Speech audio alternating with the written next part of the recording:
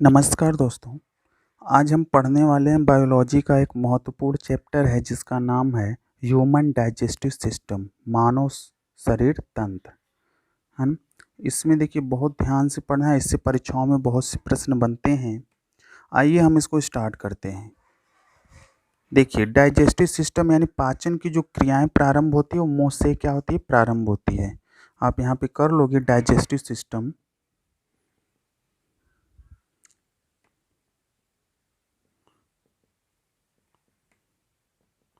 Digestive system यह कहाँ से प्रारंभ होता है, तो यह कहाँ से होता है, मुंह से क्या होता है, प्रारंभ होता है, या मुंह से प्रारंभ होता है। अब इसके अंतर्गत कौन कौन से ऑर्गन्स आते हैं उसके बारे में चर्चा कर लेते हैं कि डाइजेस्टिव सिस्टम में कौन कौन से ऑर्गन या अंग जो भाग लेते हैं उसके बारे में चर्चा कर लेते हैं। तो आइए चर्चा करते हैं। इसमें देखिए पहला आता है आहार नाल, एलिमेंट्री कैनाल जिसको बोलते हैं। आहार नाल, आहार नाल, एलिमेंट्री कैनाल बोलते हैं। अब इसके अंतर्गत क्या आपका आता है, पहला एक आता है मुंह गुहा या मुख गुहा जिसको बोलते हैं। मुख गुहा जिसको माउथ कैविटी बोलते हैं, माउथ कैविटी बोलते हैं। माउथ कैविटी में आपको दो चीज़ का अध्ययन करना पड़ेगा। देखिए टीथ का करना पड़ेगा और टंग का। टीथ और टंग, इसको जिह्वा बोलते हैं, जिह्वा बोलते हैं, और इसको दांत बोलते हैं। इसके बारे में अध्ययन करना पड़ेगा। उसके बाद दूसरे नंबर पे आपका आता है ओगोफेगस, है ना। ओगोफेगस जिसको बोल, या इसी को आप फूड पाइप भी बोल दो, फूड पाइप बोलते हैं। हिंदी में इसको ग्रास नली बोलते हैं, ग्रास नली। यहाँ तक हुआ। अब देखिए तीसरे नंबर पे अब क्या पढ़ना पड़ेगा आपको, स्टोमक पढ़ना पड़ेगा। स्टोमक, स्टोमक पढ़ना पड़ेगा जिसको बोलते हैं अमाशय, अमाशय, या इसको उदर बोलते हैं, पेट। अब इसमें क्या पढ़ना पड़ेगा, अमाशय में आपको इसमें गैस्ट्रिक ग्लैंड्स पढ़ना पड़ेगा। गैस्ट्रिक ग्लैंड्स, ग्लैंड्स जिसको हिंदी में बोलते हैं जठर ग्रंथियाँ, जठर ग्रंथियाँ, ग्रंथियाँ बोलते हैं, है ना। यहाँ तक क्लियर हुआ। चलिए इसके बाद हम पढ़ते हैं, ये 3 नंबर हो गए, इसको मिटा देते हैं, इसको मिटाते हैं। 3 नंबर के बाद अब अगला नंबर कर लेंगे चौथा में। चौथा में स्मॉल इंटेस्टाइन बोलते हैं, स्मॉल इंटेस्टाइन जिसको बोलते हैं छोटी आंत, छोटी आंत। छोटी आंत में आपको दो चीज़ पढ़ना पड़ेगा। एक तो आपको लीवर ग्लैंड्स पढ़ना पड़ेगा, एक लीवर ग्लैंड्स जिसको यकृत ग्रंथि बोलते हैं, यकृत ग्रंथि बोलते हैं। और दूसरा आपको पैनक्रियाज पढ़ना पड़ेगा, पैनक्रियाज जिसको बोलते हैं आग्नाशय, आग्नाशय ग्रंथि। ग्लैंड्स आप लिख लेंगे आगे। यहाँ तक क्लियर हुआ। 5वें नंबर पे आप लिख लेंगे लार्ज इंटेस्टाइन, लार्ज इंटेस्टाइन जिसको बोलते हैं बड़ी आंत, बड़ी आंत। और 6वें नंबर पे एनियस, है ना, एनियस पढ़ेंगे जिसको बोलते हैं गुदा। इसके बाद जो होता है वेस्ट फूड बाहर निकल जाता है। ये आपको ह्यूमन डाइजेस्टिव सिस्टम ये पढ़ना है ना। तो इसमें डाइजेस्टिव सिस्टम में मैंने बोला दो चीज़ पढ़ना पड़ेगा आपको। क्या पढ़ना पड़ेगा, एलिमेंट्री कैनाल और एक ग्लैंड्स होता है, ग्रंथियाँ होती हैं। हाँ आपने लिख लीजिएगा, एलिमेंट्री कैनाल्स है जो है जिसका आहार नाल बोलते हैं। आहार नाल की जो लंबाई है वो 9 मीटर होती है। आप नोट कर लीजिएगा, आहार नाल की लंबाई, आहार नाल की लंबाई 9 मीटर होती है या 33 फीट होती है। आप इसको नोट कर लीजिएगा। चलिए आगे चलते हैं। चलिए एक साइड तो हमने देख लिया कि आहार नाल के अंतर्गत कौन कौन सी चीज़ें आती हैं या कौन कौन से आर्गन आते हैं उसके बारे में अध्ययन करना है। और एक साइड हम ग्लैंड्स लिख लेते हैं, है ना, कौन कौन से ग्लैंड्स का भी इसमें अध्ययन करना पड़ेगा, क्योंकि हमने दो चीज़ बताया था, है ना, कि एक आपको क्या पढ़ना पड़ेगा। एक तो मैंने बोला आहार नाल, आहार नाल, और आहार नाल के बारे में आप नीचे लिख चुके हैं, जिसको बोलते हैं एलिमेंट्री कैनाल हो गया। एक दूसरे साइड आप लिख लेंगे ग्लैंड्स, ग्रंथियाँ, ग्लैंड्स जिसको बोलते हैं ग्रंथियाँ, ग्रंथियाँ, ग्रंथियाँ, है ना। ग्रंथियाँ में क्या होता है, देखो ग्रंथि दो टाइप की होती है, मैं आगे पढ़ाऊँगा ग्रंथि वाले चैप्टर में, ग्लैंड्स वाले चैप्टर में, है ना। एक होती है इंडोक्राइन ग्लैंड्स, है ना, और एक होता है एक्सोक्राइन ग्लैंड्स होता है। अंतःस्रावी ग्रंथि और बहिस्रावी ग्रंथि। ग्रंथियाँ क्या करती हैं, क्या क्या चीज़ बनाती हैं, पहले आप देख लो ग्रंथि कौन कौन सी चीज़ बनाती है। जूस बनाती है, जूस बनाती है, या रस बोल सकते हो उसको, रस लिख लेना, रस बनाती है। एंजाइम बनाती हैं, एंजाइम बनाती हैं, और हार्मोन्स बनाती हैं। क्या बनाती है, हार्मोन या हार्मोन्स बनाती हैं। ये तीन चीज़ें बनाती हैं। हो गया, यहाँ तक क्लियर है। आगे जो ग्लैंड्स होंगे वो दो टाइप के हो जाते हैं।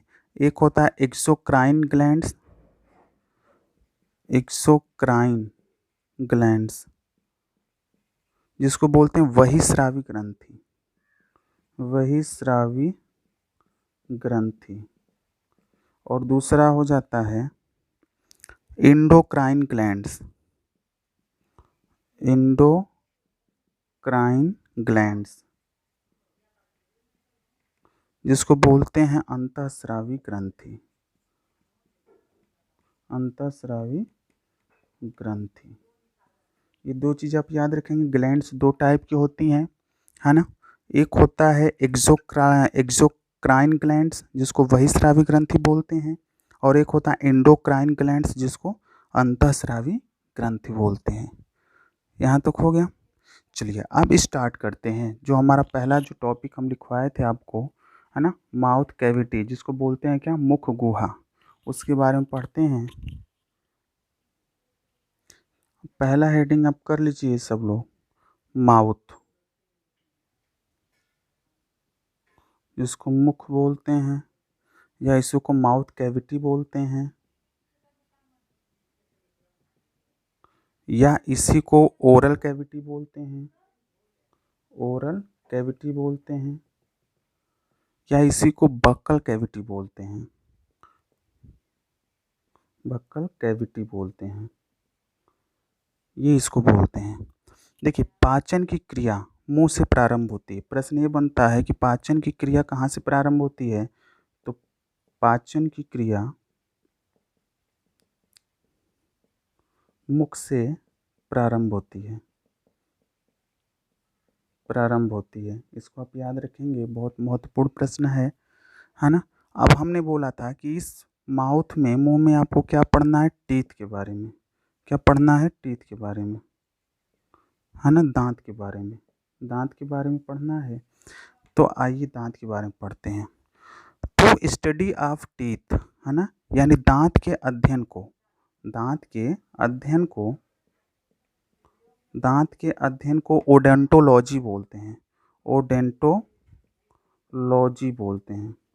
दांत के अध्ययन को क्या बोलते हैं, ओडेंटोलॉजी बोलते हैं। टू स्टडी ऑफ टीथ, है ना, क्या बोलते हैं उसको, ओडेंटोलॉजी बोलते हैं। अब देखिए दांत दो दो टाइप के होते हैं। जिस जीव को पूरे जिंदगी में 2 बार दांत आते हैं, जिस जीव को, जिस जीव को पूरे जिंदगी में 2 बार दांत आते हैं, 2 बार दांत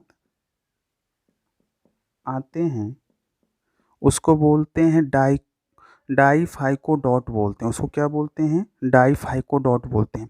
जिस जीव को पूरे जिंदगी में 2 बार दांत आता है उसको बोलते हैं डाइफाइकोडॉट बोलते हैं। डाइफाइकोडॉट बोलते हैं। आप हिंदी में लिख लेंगे डाइफाइकोडॉट बोलते हैं। डाइफाइकोडॉट बोलते हैं। फिर से सुन लीजिए, दांत के अध्ययन को ओडेंटोलॉजी बोलते हैं। जिस जीव को पूरे ज़िंदगी में 2 बार दांत आते हैं उसको बोलते हैं डाइफाइकोडॉट बोलते हैं। हो गया। अब देखिए डाइफाइकोडॉट जो होते हैं, है ना, वो 2 टाइप्स में हो जाते हैं। ये 2 टाइप्स में हो जाते हैं। एक तो मिल्क टीथ होता है, एक मिल्क टीथ होता है यानी दूध वाला दांत जिसको बोलते हैं। एक होता है परमानेंट टीथ। एक क्या होता है? परमानेंट टीथ होता है। परमानेंट टीथ, इसको बोलते हैं अस्थाई दांत। अस्थाई दांत बोलते हैं। और इसको क्या बोलते हैं? परमानेंट टीथ को बोलते हैं अस्थाई दांत। अस्थाई दांत बोलते हैं। फिर से देखिए, जिस जीव को पूरे ज़िंदगी में 2 बार दांत आता है उसको बोलते हैं डाइफाइकोडॉट बोलते हैं, है ना। ये 2 टाइप के हो जाते हैं, एक मिल्क टीथ होता है, एक परमानेंट टीथ होता है। मिल्क टीथ को अस्थाई दांत बोलते हैं, परमानेंट टीथ को क्या बोलते हैं? अस्थाई दांत, है ना। या डाइफाइकोडॉट को हिंदी में बोलते हैं द्विबार दंती बोलते हैं। इसको द्विबार दंती बोलते हैं। हो गया। अब देखिए पूछता है कि अस्थाई दांतों की संख्या कितनी होती है। या तो आप ऐसे दोबारा दांत कितने आते हैं, है ना। मिल्क टीथ की संख्या जो होती है 20 होती है। 20 दांत होते हैं। कितने होते हैं? 20 होते हैं। और यह क्या होता है? 12 दांत होते हैं। हो गया। कहने का मतलब जो 20 दांत है वो अस्थाई है, यानी 20 दांत टूटते हैं और पुनः फिर क्या आते हैं? दोबारा आते हैं, है ना, पुनः आते हैं। और जो 12 दांत हैं वो एक बार ही आते हैं। यहाँ तक क्लियर है? चलिए आगे चलते हैं। आगे आप हेडिंग कर लीजिएगा दांतों के प्रकार। दांतों के प्रकार, हेडिंग कर लीजिएगा दांतों के प्रकार। चलिए दांतों के प्रकार में देखिए, दांत जो होते हैं 4 प्रकार के होते हैं। दांत कितने प्रकार के होते हैं? 4 प्रकार के होते हैं। और चारों प्रकार हमने लिख दिया, इंसीजर, कैनाइन, प्रीमोलर और मोलर। फिर से देखिए, इंसीजर, कैनाइन, प्रीमोलर और मोलर। हो गया। देखिए इंसीजर के नंबर ऑफ टीथ कितने होते हैं? इंसीजर तो 8 होते हैं। इसकी संख्या कितनी होती है? 8। 8 होते हैं। आगे के 4, है ना, आगे के 4 यानी आगे की जो 4 दांत है, 4 ऊपर के और 4 नीचे के। आगे वाले जो दिखाई देते हैं 4 दांत, जो 4 ऊपर के हैं और 4 नीचे के हैं, यानी वो 4 और 4 मिला के कितने हो जाते हैं? 8। हो गया। ये काम क्या करता है? ये काटने का काम करता है। काटने का कार्य करता है। काटने का कार्य करता है। या इसको बोलते हैं स्माइल टीथ भी बोलते हैं। इस वाले को क्या बोलते हैं? स्माइल टीथ भी बोलते हैं, है ना। जब हंसते हैं तो यही दांत हमें दिखाई देता है। आगे देखिए कैनाइन। कैनाइन की जो संख्या होती है 4 होती है। 4 होती है।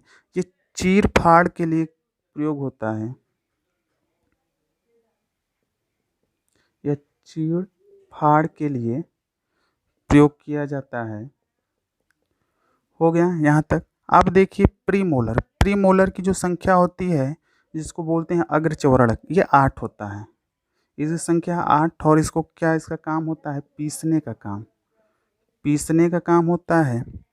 और मोलर की संख्या जो होती है 12 होती है। इसका काम क्या होता है? पीसना प्लस मिलाना। मिलाने का मतलब लार में मिलाना। यहाँ तक हुआ। यदि आप इसको टोटल आप जोड़ोगे, है ना, तो टोटल आप इसको जोड़ोगे तो कितना आ जाएगा? अब जोड़ कर देखो, 12 और 8 कितना होता है? 20। 20 और ये 12 कितना आ जाएगा? 32। टोटल कितने दांत हो जाएंगे? 32 दांत। ये हो गए। कभी कभी आपको क्या पूछता है कि दांत का फार्मूला पूछता है। दांत का क्या होता है? फार्मूला पूछता है। तो दांत का फार्मूला यानी जो हमारी माउथ कैविटी है, जो मुंह वाला भाग है, इसको 4 भाग में बांट दीजिए, है ना। 4 भाग में जब ऐसे बांटेंगे, देखिए 4 भाग में हो गया। ये मानिए कि 2 ऊपर वाला है और 2 नीचे वाला, है ना। तो पहले कौन सा दांत है, इंसीजर। इंसीजर कितना है, 8 है। 8 है तो ये 4 भाग है, तो आप 2-2 सब में डालोगे तभी ना मिलेगा 8। 2 इसमें डाल दो, 2 इसमें। देखिए 2 2 4 2 6 2 8 हो गया इतना। यहाँ तक तो क्लियर है। आगे कौन सा है, कैनाइन है। कैनाइन है, कैनाइन है तो देखो कैनाइन 4 है तो आप कितना डालोगे, एक इसमें कर दो, एक इसमें। देखो ये भी 4 हो गया, देखिए 1 2 3 और 4। उसके बाद प्रीमोलर है, 8 है तो आप बोल क्या डालोगे, 2 2 सब में कर दो। और 12 है तो आप इस कितना डालोगे, 3 3। यानी ये आपका डेंटल फार्मूला हो गया। डेंटल फार्मूला क्या हो गया, 21 23। 21 23 ये वयस्क का डेंटल फार्मूला है। कभी कभी परीक्षाओं में पूछता है, कभी कभी क्या होता है परीक्षाओं में पूछता है कि 21 23 या मानव के दांत की फार्मूला कितना है, तो 21 23 है। यहाँ तक तो क्लियर है ना। आगे चलिए, इसको थोड़ा मिटाते हैं हम।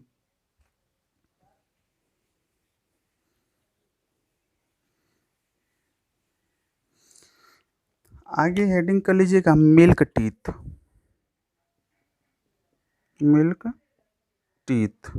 मिल्क टीथ की संख्या में कितना बोला था, 20। 20 बोले थे। इसमें भी देख लेते हैं इंसीजर की संख्या। इंसीजर इंसीजर की संख्या कितनी होती है, 8 होती है, पहला। दूसरा आप कर लें कैनाइन। कैनाइन कैनाइन रदनक, इसकी संख्या 4 होती है। तीसरा आप कर लेंगे प्रीमोलर। प्रीमोलर अग्रचवरणक, इसकी संख्या 0 होती है, याद रखिएगा। चौथा कर लेंगे आप मोलर। मोलर और इसकी संख्या कितनी होती है, 8। मिल्क टीथ जो होता है बच्चों में पाया जाता है। यानी कहने का मतलब पूछता है कि बच्चों में कौन सा दांत नहीं पाया जाता, तो आप क्या बताओगे देख करके, देखो प्रीमोलर नहीं पाया जाता। यहाँ तक हो गया। या तो आप लिख लोगे बच्चों में अग्रचवरणक दांत नहीं पाए जाते। यहाँ तक क्लियर है। अच्छा ये भी पूछता है कि बच्चों में सबसे पहले कौन से दांत आते हैं। बच्चों में सबसे पहले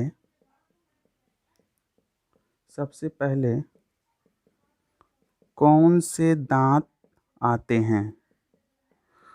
देखिए बच्चों में सबसे पहले कौन से दांत आते हैं, आगे वाला आता है ना, 1 या 2 आता है, तो आगे वाला मैंने क्या बोला था, उसको इंसीजर बोलते हैं।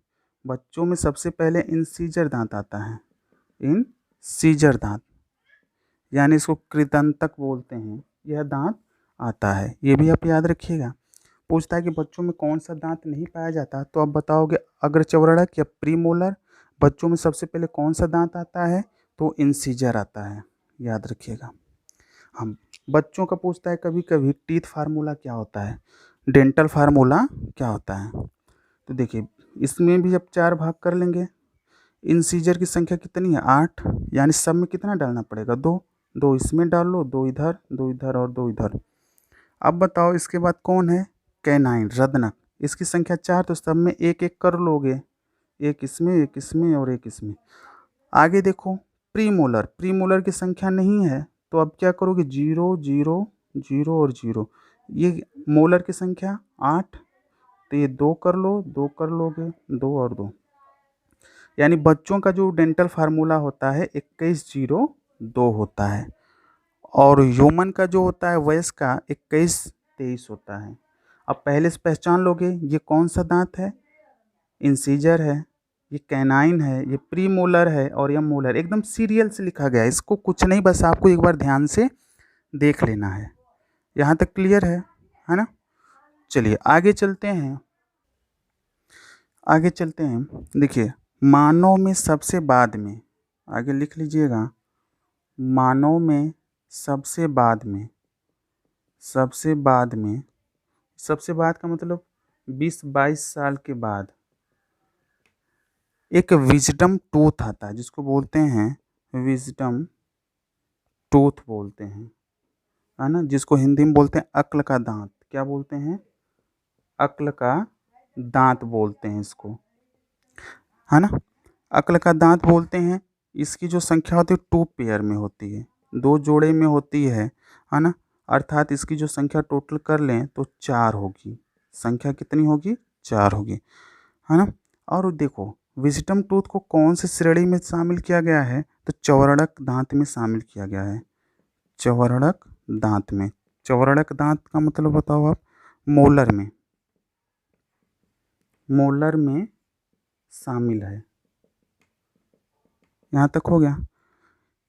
अब देखो विजडम टूथ को कहाँ रखा गया है? यह अवशेषी अंग है, अवशेषी अंग है यह अवशेषी अंग के अंतर्गत आता है।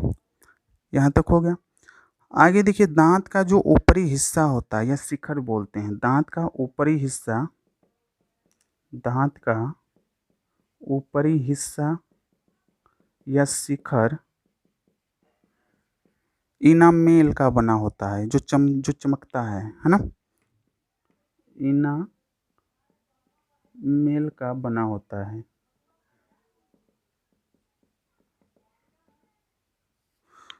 दांत का ऊपरी हिस्सा या शिखर जो चमकता हो किसका बना होता है?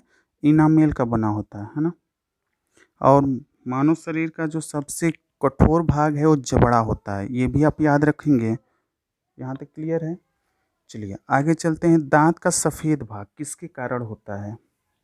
दांत का जो सफ़ेद भाग है वो किसके कारण होता है? तो दांत का जो सफ़ेद भाग होता है, सफ़ेद भाग आप लिख लेना, calcium, calcium carbonate, carbonate plus enamel, enamel, या आता है calcium phosphate plus enamel, calcium phosphate plus enamel का बना होता है। हो गया। अब एक प्रश्न आता है कि हाथी के बाहरी दांत कौन से दांत की श्रेणी में आते हैं? हाथी के बाहरी दांत किस में शामिल है? तो आप क्या बताओगे भाई? कृदंतक है ना। इंसीजर में आते हैं, इंसीजर, है ना, कृदंतक में आते हैं। ये काटने का काम नहीं करते, है ना। दांती के दांत ये दिखाने के लिए होते हैं, काटने के लिए कोई और दांत यूज होता है ना। तो आप पूछता है कि जो हाथी के जो बाहरी दांत होते हैं वो किस प्रकार के दांत हैं? तो आप बोलोगे किसमें? इंसीजर टाइप के दांत हैं। यहाँ तक क्लियर हुआ? दांत से संबंधित जो भी प्रश्न था हमने करा दिया। अगला हम आर्गन पढ़ेंगे टंग, जीभ के बारे में, जीभ के बारे में हम पढ़ेंगे। चलिए आगे हम जीभ के बारे में अध्ययन कर रहे हैं। तो देखिए जीभ क्या होता है? एक संवेदी अंग होता है। क्या होता है? एक संवेदी अंग होता है, अंग होता है। इसका काम क्या होता है? टेस्ट लेना, टेस्ट लेना या स्वाद लेना। स्वाद देती है या लेती है या काम करती है ना। और जो जीभ होता है यह किस चीज़ से बनी होती है ना? मांसपेशियों से बनी होती है। मांसपेशियों से बनी होती है, या मांसपेशियों से बनी होती है, यानी मैस्कुलर आर्गन है। कैसा आर्गन है? मैस्कुलर ऑर्गन है। यह मैस्कुलर आर्गन मांसपेशियों से बनी होती है। अब देखिए जीभ को पकड़ कर रखने वाली हड्डी, क्योंकि अपने जब यहाँ देखेंगे गला में तो जीभ को हड्डी एक पकड़ के रखती है। तो आप लिख लेना, जीभ को पकड़ कर रखने वाली हड्डी का नाम होता है हायोड बोन या थ्रोसिक बोन बोलते हैं। यहाँ पर मैं लिख दे रहा हूँ, जीभ को पकड़ कर रखने वाली हड्डी को, या जीभ किस हड्डी से टच में रहती है तो आप इसको क्या बोलोगे? Hyoid bone. तो आप लिख लो, जीभ को पकड़ कर रखने वाली हड्डी को हायोड बोन बोलते हैं, हायोड बोन बोलते हैं, हायोड बोन बोलते हैं। या इसका एक और नाम है थ्रेसिक बोन। हो गया। अब देखो जीभ जहाँ पर इस हायोड बोन से जुड़ती है उसका नाम फ्रेलुनम होता है। जीभ जहाँ पर हायोड बोन से जुड़ी है, जीभ जहाँ पर हायोड बोन से जुड़ी है उसका नाम फ्रेलुनम होता है ना। फ्रेलुनम, फ्रेनुलम होता है। ये भी आप याद रखना कि जीभ जहाँ पर हायोड बोन से जुड़ी है तो उसको क्या कहते हैं, फ्रेलुनम बोलते हैं। यहाँ तक तो क्लियर है। हाँ, चलिए आगे फिर चलते हैं। देखो, जीभ के ऊपर स्वाद शाखाओं को क्या कहा जाता है, कभी कोई पूछता है, इसको थोड़ा मिटा रहे हैं हम। आगे पूछता है कि जीभ के ऊपर छोटे छोटे स्वाद शाखाएं पाई जाती हैं या कलिकाएं पाई जाती हैं, है ना। देखो, जीभ के ऊपर स्वाद शाखाएं पाई जाती हैं, तो इनको हम क्या बोलते हैं, पैम्पली बोलते हैं। क्या बोलते हैं, पैम्पली बोलते हैं। इसको हम पैम्पली बोलते हैं, पैम्पली बोलते हैं। यहाँ तक क्लियर है, पैम्पली बोलते हैं। या इसको बोलते हैं स्वाद कलिकाएं भी बोलते हैं, स्वाद कलिकाएं, कलिकाएं बोलते हैं। अब देखो, थोड़ा सा जीभ के बारे में देख लेते हैं, है ना, कौन सा भाग कौन सा टेस्ट देता है उसके बारे में भी देख लेते हैं हम लोग।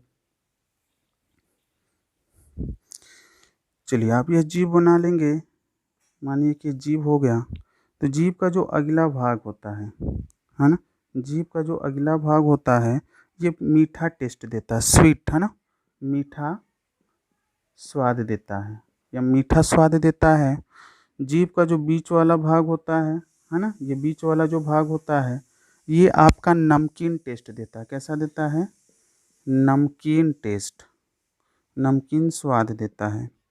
ठीक है, इसके ठीक पीछे जो होता है खट्टापन का स्वाद आता है। कैसा आता है, खट्टापन का स्वाद।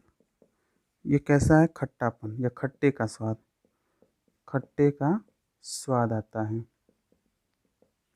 इसके पीछे जो होता है कड़वाहट का स्वाद आता है ना।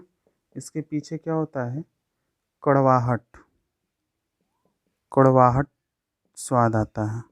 अब देखिएगा, जो लास्ट में एकदम अंदर वाली जो भागे हैं वहाँ पे जो स्वाद आता है प्याज लहसुन अदरक की झंझनाहट की स्वाद आती है। यहाँ पर क्या होता है, प्याज लहसुन और अदरक, अदरक की झंझनाहट,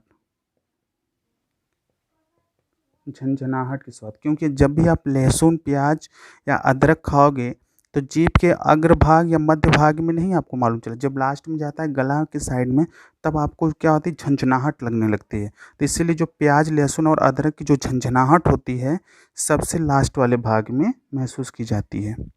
यहाँ तक क्लियर हुआ, ठीक है, ओके। आगे देखिए, जहाँ पर जीभ खत्म होती है, जहाँ पर जीभ खत्म होती है तो उस भाग को क्या बोलते हैं, माउथ कैविटी बोलते हैं। जहाँ पर, जहाँ पर जीभ, जहाँ पर जीभ खत्म होती है उस भाग को बोलते हैं माउथ कैविटी, माउथ कैविटी बोलते हैं। और इसी माउथ कैविटी के अंदर, जिसको हिंदी में मुख गुहा बोलते हैं, मुख गुहा बोलते हैं, और इसी मुख गुहा के अंदर लारीय ग्रंथि पाई जाती है, लारीय ग्रंथि पाई जाती है, लारीय ग्रंथि पाई जाती है, या इसको बोलते हैं सलाइवा ग्लैंड्स बोलते हैं, सलाइवा ग्लैंड्स। सलाइवा ग्लैंड्स कहाँ पाई जाती है, मुख गुहा पर। हो गया। इसका जो लार है ना, अब इसके बारे में लारी ग्रंथि में क्या पाया जाएगा, लार पाया जाता है, लार, लार पाया जाता है, जिसको बोलते हैं सलाइवा बोलते हैं, सलाइवा बोलते हैं। इसका जो पीएच मान होता है वो होता है 6.8 होता है। इसका पीएच मान कितना होता है, 6.8 होता है। अब देखो, लार में दो चीज़ें पाई जाती हैं, यहाँ से ध्यान से देखो। एक तो वाटर पाया जाता है, एक वाटर पाया जाता है जिसको पानी बोलते हैं, एक वाटर पाया जाता है, और एक इल्जाइम पाया जाता है, एक इंजाइम, एक इंजाइम पाया जाता है। वाटर इसमें 95% पाया जाता है और एंजाइम कितना पाया जाता है, 5% पाया जाता है। यहाँ तक क्लियर हो गया। अब एंजाइम इसमें 2 पाई जाती हैं, जिसका नाम लिख लेंगे टाइलिन इमाइलेज एंजाइम। पहला एंजाइम आप लिख लेंगे इसमें ptyalin amylase enzyme, ptyalin amylase enzyme, Hindi में लिख लीजिएगा टाइलिन इमाइलेज एंजाइम। अब कर लीजिएगा, टाइलिन इमाइलेज एंजाइम एक हो गया। दूसरा पाया जाता है लाइसोसोम्स पाया जाता है, लाइसोसोम्स, हिंदी में लिख लीजिएगा लाइसोसोम्स एंजाइम, लाइसोसोम्स एंजाइम। यहाँ तक क्लियर हुआ। चलिए बस ये 2 एंजाइम का काम क्या होता है हम ये देख लेते हैं, है ना। इसको मिटा रहे हैं। एंजाइम का नाम आप याद रखिएगा, है ना। परीक्षाओं में पूछता है कि मुंह में कौन सी एंजाइम पाया जाता है माउथ कैविटी में, तो एक आप जानते होंगे सिर्फ टाइलिन इमाइलेज एंजाइम, है ना, और दूसरा होता है लाइसोसोम्स एंजाइम। अब इसका काम क्या होता है हम ये देख लेते हैं। काम क्या होता है, लाइसोसोम्स है, पहला कौन सा है, टाइलिन इमाइलेज है, हाँ पहले वही कर लीजिए, टाइलिन इमाइलेज एंजाइम, है ना। आगे लिख लीजिए। देखिए टाइलिन इमाइलेज एंजाइम का काम क्या होता है, कार्बोहाइड्रेट